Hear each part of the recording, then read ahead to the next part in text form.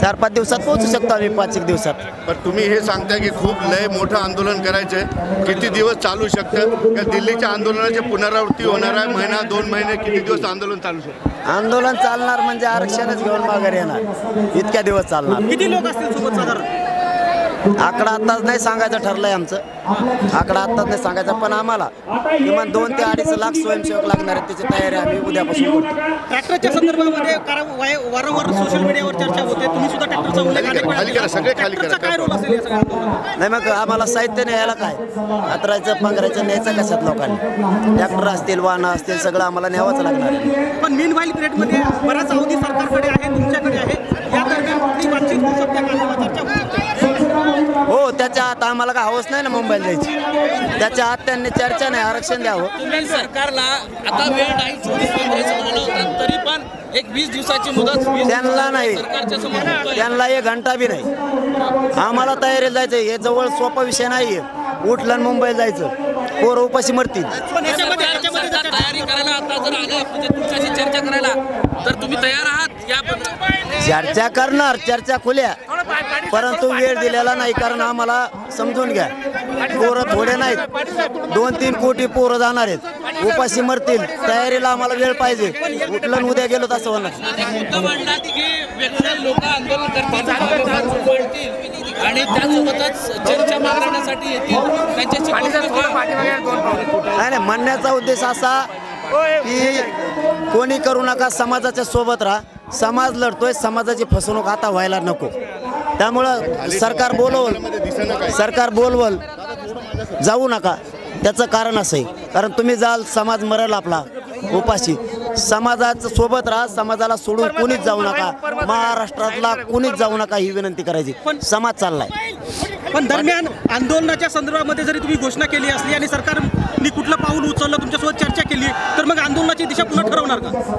20 तारीख ठरली, आंतरवाली ते मुंबई पायी मराठे निघणार, करोडोत निघणार, लाखोत निघणार, हजारात निघणार, पण मराठे निघणार आणि मुंबईला जाणार. आरक्षण घेतल्याशिवाय मराठे वापस येणार नाहीत. आम्हाला तिथं आमरण उपोषण करायचं पाव असल्यावर.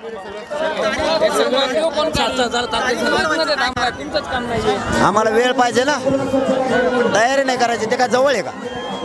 400 किलोमीटरवर जायचं आहे, उपाशी मारायचे का पोरं तिथे?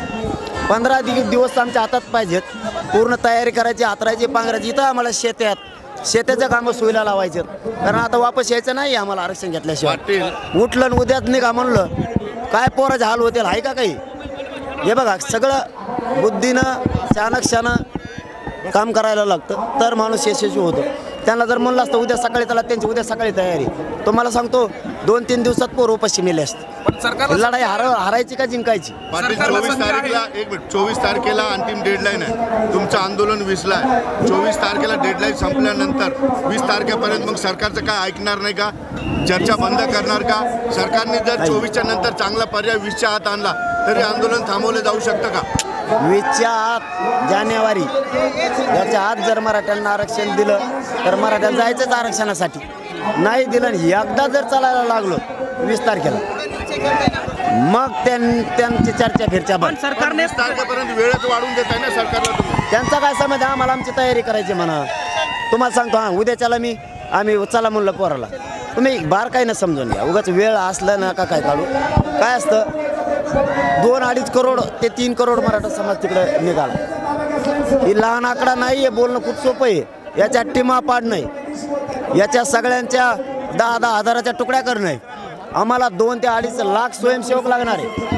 त्यांची जेवणाची, खाण्याची, राहण्याची व्यवस्था आपण आपली करायची. त्यांना अन्नधान्य सोबत घेणं आहे, त्यांना पांघरायला घेणं आहे, त्यांना आतरायला घेणं आहे, त्यांना लागणारे मेडिकल घेणं आहे. नुसतं उद्या सकाळी म्हणलं चला ते निघतील, 2 दिवसात माघारी यायला लागल म्हणजे आंदोलनाचा अपयश पदरात घ्यायचं का? विजय मिळवायचा सोडून निवेदनबद्ध तयारी करून निघालो. पण सरकारला संधी आहे ना, मग हे आता ते त्यांनी ठरवायचं, आम्हाला किती घेणं. आम्हाला वेळ पाहिजे वाहनं करणं जाण्यासाठी. कारण हे वाहनं जवळपास, मी पहिल्यांदा सांगतो तुम्हाला, हे पहिल्यांदा सांगतो, जवळपास 10 लाख वाहनं राहणार आहेत. कारण त्या आम्हाला सगळ्या व्यवस्था आहेत त्याच्यात साहित्य, झोपायचं, पांघरायचं, कपडे इतक्या दिवसाचे, त्याच्यात किराणा साहित्य जवळपास 10 लाख वाहन आहेत, ते थोडे नाही आहेत. हे एकत्र येत असताना त्या ठिकाणी जर पोलिसांनी अडवलं किंवा प्रतिबंध घातला, कारण आता पुन्हा आता मुंबईमध्ये नोटीस काढले तशा पद्धतीनं ट्रोफीचा प्रोजेक्ट काढला तर ती कायदेशीर अडचण तुमच्या समोर येऊ शकते ना. आम्ही जाणार, आम्हाला एवढंच माहीत आहे, त्यांनी आता तरी शांतपणाची भूमिका घ्यावी, मराठ्यांचा प्रश्न निकाली काढावा. त्याचं ऐकून जर मराठ्यावर अन्याय केला तर त्याचा आमचा नाविलाज आहे. पण सरकार फेब्रुवारीमध्ये अधिवेशन घेतो म्हणताय. ते फेब्रुवारी तिकडे मस्त वाटत जाऊ द्या. आम्हाला फेब्रुवारी देणं घेणं नाही. आम्हाला तयारीला 20 दिवस पाहिजेत, मोठी तयारी आहे, हे लहान नाही आहे. आणि हारून माघारी नाही यायचं. हारून जर माघारी यायचं असलं तर उद्या सकाळची तारीख 25 डिसेंबर धरता येते, 26 डिसेंबर धरता येते. उद्या सकाळी मी ते नाही करू शकत. मला माझ्या जातीला जिंकायचं आहे, माझ्या जातीच्या पोरांना आरक्षण द्यायचं आहे. गोरगरिबांचे लेकरं खूप वेदना सहन करतात, त्यांना विजय बघायचा आरक्षणाचा. म्हणून आम्हाला वेळ पाहिजे, कारण ह्या 15 दिवसात फुल तयारी पूर्ण करतात. समाज तयारी करतो. पाठीमागं शेत आहे साहेब, आम्हाला कापसं आहेत, गव्हाच्या पेरण्या आहेत, हरभऱ्याच्या पेरण्या, त्याला पाणी देणं आहे. पोरं तिकडे गेल्यावर इकडं सगळं जळून खाक होईल. सगळंच बघायला लागेल. कापसाची असण्या जर 2-2 झाल्या तोपर्यंत तर मराठ्यांच्या घरात 70% जास्त कापूस येतोय. 30% राहिलेला माता मावल्या येऊ शकतात. आता 15 दिवसात पाणी दिलं तर गहू पोटऱ्यामध्ये येणार आहे. मग त्याच्यानंतर एकाच पाण्यात गहू निघतोय.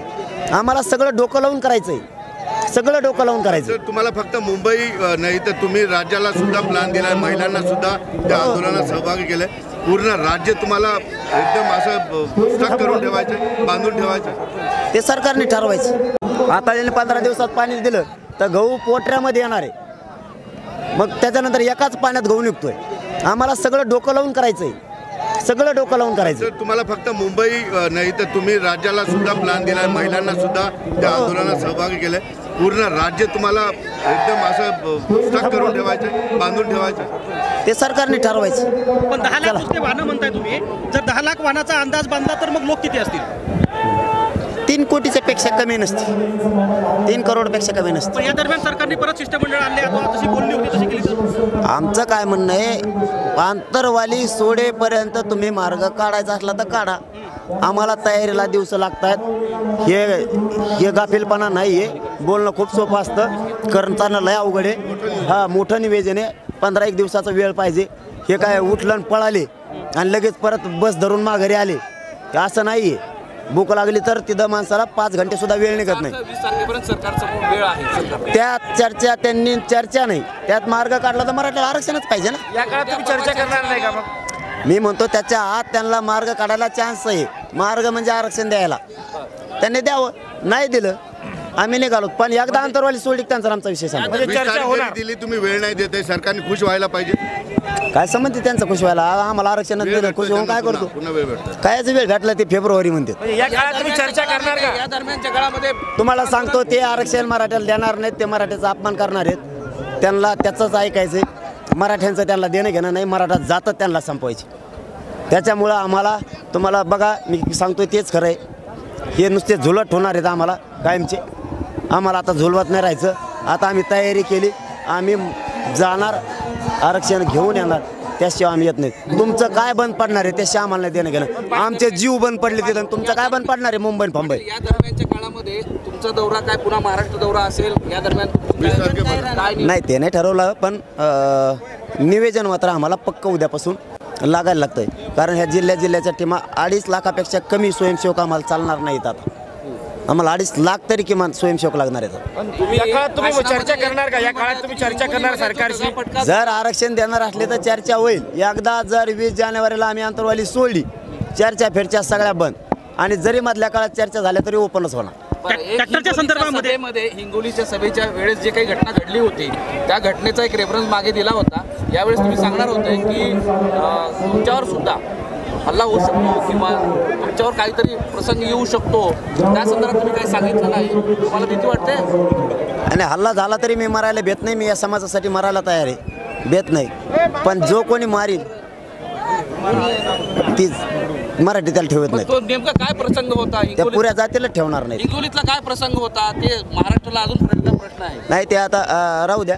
काय होईल मी सांगेल तुम्हाला, पण आणखीन एकदा एक योग्य वेळ होते. आणखीन ट्रॅक्टरच्या संदर्भामध्ये पोलिसांनी यापूर्वीच कारवाईला सुरुवात केली आहे, अनेकांना चौकशी करायला सुरुवात केली आहे. तुम्हाला असं वाटतं की पोलीस इतक्यावरती थांबतील?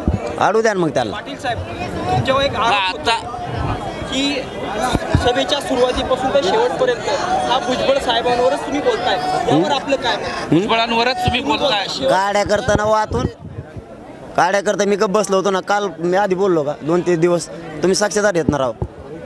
ते काल कणत बोललं, जरा पोटात कळ निघाल्यासारखं. काही गरज होती कुचका बोलायचं, ते कुचका बोललंय. अमुक करा तमुक द्या, घर बांधा, मंत्र्यांनी तिथंच राहा. घेतो का मग तुलाच खातो सगळं मराठीचं वाटलं करून. म्हणून आमच्या लक्षात यायला लागलं की सरकारच त्याच्या पाठीशी, सरकारच त्याला बोलायला लावतं आमच्या मराठ्यांच्या विरोधात. सरकार त्यो बोललं की काम करतंय आणि आम्ही बोललो की करत नाही. याचा अर्थ सरकार त्याचं ऐकतंय आणि मराठ्यावर अन्याय करतंय. म्हणून आम्ही हे डिसिजन घेतलं.